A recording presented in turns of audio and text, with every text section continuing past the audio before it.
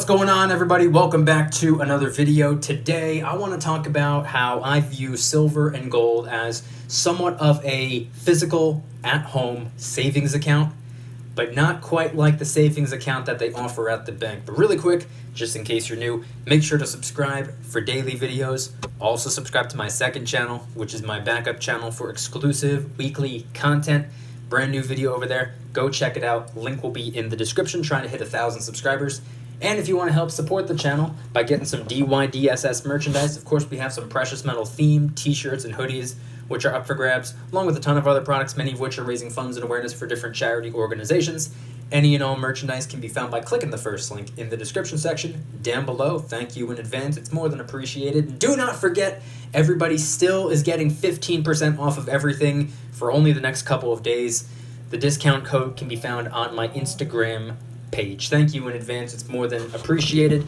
But today I wanted to talk about silver being somewhat of a savings account, kind of, sort of, if you think about it, but it's also definitely not synonymous with what the bank has to offer. Now, this video was inspired by a comment that I had received on my latest Instagram picture that I posted, I believe just yesterday. I'll put it on the screen right here. This is what I posted, a little customized meme, just a joke, nothing to really think about all that much. You just look at it, you chuckle, you move on with your day. But I received a comment from somebody saying that silver and gold and savings account are the same thing. So I thought that it kind of warranted a video, and as I've been saying for probably over 2 years at this point, I do consider my silver to be somewhat of a physical at-home savings account, except silver and gold, they are a hard asset. They are there to act as a hedge against inflation and to preserve my wealth for the long term. It's in my possession. I have it. I have 24-hour access to it. It belongs to me.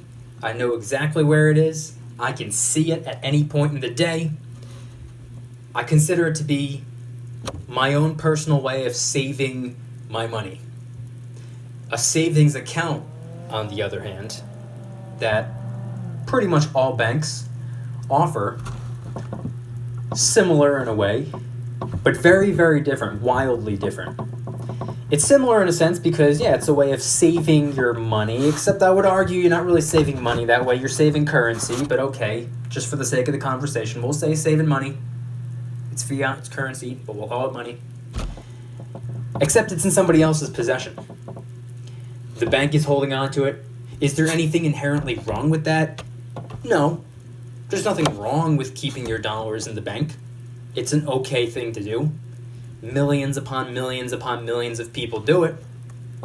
Except, what were to happen if you were unable to access your bank account? What were to happen if you somehow misplaced your debit card? What were to happen if the power goes out and you're in the store shopping and all of a sudden there's no electricity, therefore that means there are no electronic payments and you need to use cash, but you don't have cash on you, all you have is your debit card. Oh, but I have the money. You don't really have the money, the bank has the money. The bank has your money, your cash, your fiat, your currency. What were to happen if mobile banking is unavailable? That's happened to me before. I went to deposit a check, a physical check, via my mobile banking app, but mobile banking was down temporarily. So I went on over to the ATM, except the ATM was out of order. It was out of service. I was like, what am I going to do? How am I going to deposit a check? How am I going to withdraw cash? How am I going to move my money/currency around? How am I supposed to pay for this or pay for that or buy this or put enough cash in the ATM so that I have enough in my account so I can make an online purchase or make an online payment? How's that supposed to work? Not to mention, 9 o'clock at night, the bank is closed. I can't walk inside, can't talk to anybody. What am I supposed to do at that point? Well, I can go home and use my computer. I could guess figure out a way to try to use online banking, except that's out of order too. Or what if the power's out? What if I don't have internet access?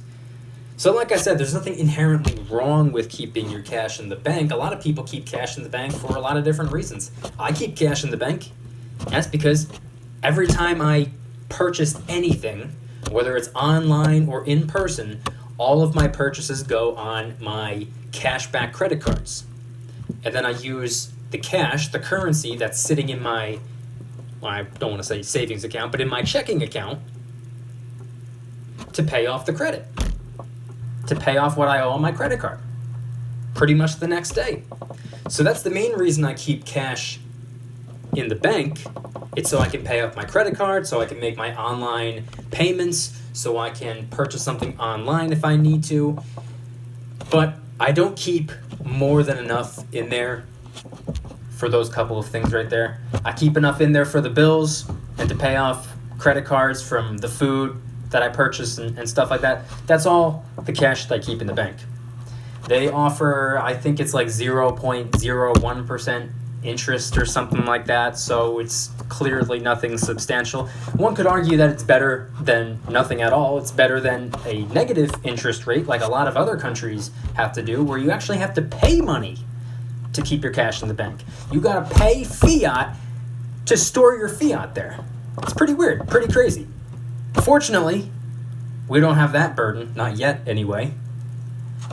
But silver, on the other hand, it's a little bit different. I don't have to pay anything to hang on to it. I could store as much or as little as I want. I can get a nice big safe and put 3 little coins in there. Or I can pack that thing with silver and gold coins, rounds, and bars to the point where I can barely close the freaking thing. I can do whatever I want. There's no limit. There's no minimum. There's no late fee. There's no overdraft fee. There's nothing when it comes to my safe. I mean, I'd probably have to charge myself an overdraft fee if I feel like I don't have enough in there, but that would just incentivize me to pick up some extra silver the following month. I try to be consistent, and I only stack silver with the fiat that's left over at the end of the month. After all of the bills have been paid, after all the food has been purchased, after all my financial responsibilities are taken care of, all my expenses are covered, tuition's taken care of, that's taken care of, this is taken care of, everything's taken care of from a fiat perspective, then it's finally time to decide what I'm going to do from a money perspective. So that's the biggest difference between physical silver, the hard asset that's in your possession to act as a hedge against inflation, to preserve your wealth for the long term, and a savings account, which is merely a way of storing fiat while in someone else's possession. Silver and gold, it's a way of saving money. A savings account is a way of saving fiat. If you guys agree with me, head on down to the comments and let me know. If you disagree with me, please head on down in the comments and let me know. I am not interested in being surrounded by yes men. I do not want people to be like, yeah, Mikey, you're 100% right 100% of the time. No, if I got something wrong, let me know. Let's have a conversation about it. Do you use a savings account? Do you have a checking account? Are you into saving fiat? I personally am. I view cash as a tool. I don't view it as money. I view it as a tool. Let me know if you agree with me. Let me know if you see cash as actual money. Is the dollar bill money to you, or is it strictly silver and gold? Let's have a conversation about this in the comment section down below. If you guys enjoyed today's video, please hit that like button. If you guys like me, make sure to subscribe. New videos every single day, 365 days a year. Also subscribe to my second channel, which is my backup channel for exclusive weekly content. Brand new video over there. Go check it out. The link will be in the description. Trying really hard to hit 1,000 subscribers. And by the way, got a brand new video coming tonight. Keep your eyes peeled. And if you want to help support the channel in the biggest possible way, please consider getting yourself some DYDSS merchandise. Of course, we have some precious metal themed t-shirts and hoodies, which are up for grabs, along with a ton of other products, many of which are raising funds and awareness for different charity organizations. Any and all merchandise can be found by clicking the first link in the description section down below. Thank you in advance. It's more than appreciated. Do not forget, 15% off of everything. The discount code can be found on my Instagram page, which will also be linked in the description. Thank you in advance. It's more than appreciated. And I also want you guys to head on down to the comments and let me know, what are your thoughts on everything that I shared in today's video? Do you agree with me on the silver and gold versus a savings account? Do you disagree with me? Do you view the dollar bill as actual money? Do you see it as a tool? Do you trust keeping your fiat in someone else's possession? Or are you 110% only in silver and gold because you know that you are more trustworthy than maybe Joe Schmo who works at the bank, or late fee Larry, or David Debt? Let me know in the comment section down below. Thank you guys so much for watching. I'll see you tomorrow. And remember, don't you dare stop smiling. Peace.